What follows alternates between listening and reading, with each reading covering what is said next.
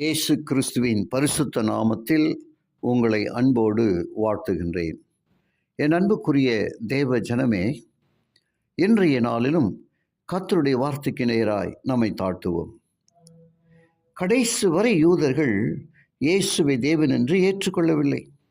ஆகவேத்தான் இவனுடைய இரத்தப்பழி எங்கள் மேல் எங்கள் பிள்ளைகள் மேலும் இருப்பதாக என்று சொன்னார்கள். மத்தேயு 27 25 வசனம். இஸ்ரவேலரின் சரித்திரம் எங்கிலும் அவர்களின் தேவனாகவும் தேவத்துவத்தின் இரண்டாம் நபராகவும் விளங்கியவர் இயேசு கிறிஸ்துவே. ஆதியிலே வார்த்தை இருந்தது, அந்த வார்த்தை தேவனிடத்தில் இருந்தது, அந்த வார்த்தை தேவனாய் இருந்தது. அவர் ஆதியிலே தேவனோடு இருந்தார். சகலமும் அவர் மூலமாய் உண்டாயிற்று. உண்டானது ஒன்றும் அவரே அல்லாமல் உண்டாகவில்லை. அந்த வார்த்தை மாம்சமாகி கிருபையினாலும் சத்தியத்தினாலும் நிறைந்தவராய் நமக்குள்ளே வாசம் பண்ணினார். அவருடைய மகிமையை கண்டோம். அது பிதாவுக்கு ஒரே பேரானுடைய மகிமைக்கு ஏற்ற மகிமையாகவே இருந்தது. யோவான் 1 வசனங்கள் 14 வசனம் வரைக்கும் இந்த காரியங்களை நாம் பார்க்கின்றோம். இயேசுவுக்குள் சகலமும் சிருஷ்டிக்கப்பட்டது. அவரே சிருஷ்டிகர். யோவான் 6:46, யோவான் 17:5, 1 கொரிந்தியர் 10:4, கொலோசியர் 1:13-18, எபிரேயர் 1:1-3, வெளிப்பாடு 1:17-18. இத்தனை வசனங்களிலும் இந்த சிருஷ்டி கர்த்தரை குறித்து நாம் பார்க்க முடியும்.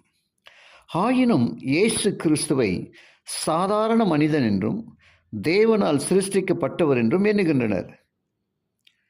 எபிரேய நிருபமோ இயேசு பிதாவின் மகிமையின் பிரகாசமும் அவருடைய தன்மையின் சொரூபமாய் இருந்தது.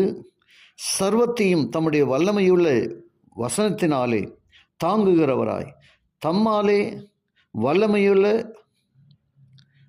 தாமே நம்முடைய பாவங்களை நீக்கும் சுத்திகரிப்பை உண்டு பண்ணி உன்னதத்தில் உள்ள மகத்துவமானவருடைய வலது பாரசத்திலே உட்கார்ந்தார். எபிரேயர் 1:3 என்று வேதம் சொல்லுகிறது.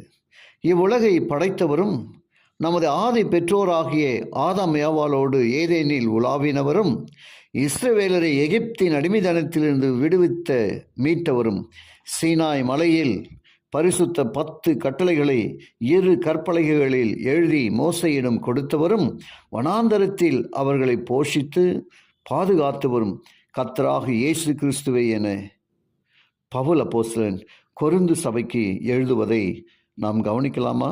நிச்சயமாய் நீங்கள் கவனியுங்கள். நம்முடைய பிதாக்கள் எல்லாரும் மேகத்துக்கு கீழாய் இருந்தார்கள். எல்லாரும் சமுத்திரத்தின் வழியாய் நடந்து வந்தார்கள். எல்லாரும் மோசைக்குள்ளாக மேகத்தினாலும் சமுத்திரத்தினாலும் ஞானஸ்நானம் பண்ணப்பட்டார்கள். எல்லாரும் ஒரே ஞான போஜனத்தை புசித்தார்கள். எல்லாரும் ஒரே ஞானபானத்தை குடித்தார்கள். அந்த கன்மலை கிறிஸ்துவை. அவர்களில் சிலர் கிறிஸ்துவை பரீட்சை பார்த்து பாம்புகளால் அழிக்கப்பட்டார்கள். அதுபோலவே நாமும் கிறிஸ்துவை பரீட்சை பாராதிருப்போமாக. 1 கொரிந்தியர் 10:4-9 இந்த வசனங்களை நாம் மேற்கோளாக பார்க்க முடிகிறது. ஜெபிப்போமா? கிருபையுள்ள நல்ல பிதாவை உமக்கு நன்றி சொல்லுகிறோம். நீர் கற்றுக் கொடுத்த பாடத்திற்காக ஸ்தோத்திரம். கேட்ட ஒவ்வொருவரையும் ஆசீர்வதியும். இயேசுவின் வழியாக ஜெபிக்கிறேன் நல்ல பிதாவே. ஆமென்.